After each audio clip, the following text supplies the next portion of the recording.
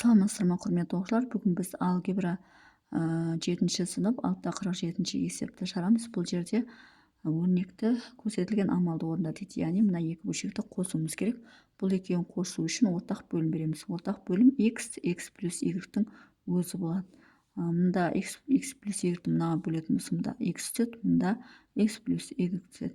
Енді мына екеуін көбейтеміз, 3x болады. Мұнан алды минус болғандықтан 5x-ке өтеміз, 5x болады.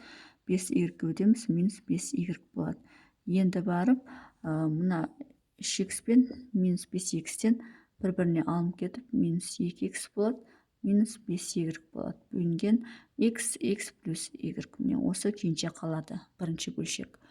Енді екіншісін шығарамыз. Екіншісі бізде 4 бөлінген a минус b қосылған 1 бөлінген a. Ортақ бөлім a минус b болады.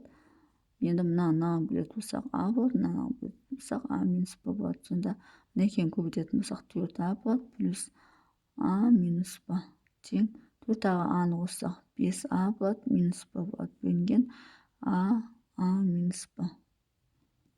Осы түрдегі бөлшекке келеді екенбіз екіншісінде.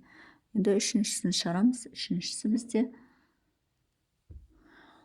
6 бөлінген m минус 1 минус 2 бөлінген m. Ортақ бөлім m минус 1 болады. Енді мына жерге m түседі, мына жерге m минус 1 түседі. Мына екеуін көбейтсек 6m болады, минус 2m болады. Мына екеуін көбейтсек плюс 2 болады. Тең 6-дан 2 алынып бізде 4m болады, плюс 2 болады. Бөлінген m минус 1 болады. Сонда бізде үшінші бөлсек осылай болады екен. Енді төртіншісін шығарамыз. Төртіншісі бізде 1 бөлінген b плюс 2 минус 3 бөлінген b тең b плюс 2.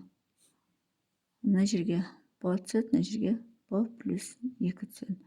Енді мына екеуін көбейтсек b болады, минус 3b болады. Мына екеуін көбейтсек минус 6 болады. Тең мына екеуін қоссақ бізде минус 2b болады, минус 6 болады. Бөлінген b плюс 2 болады. Тең екеуінен минус 2-ні жақшаның сыртына шығарып жіберсек b плюс 3 болады.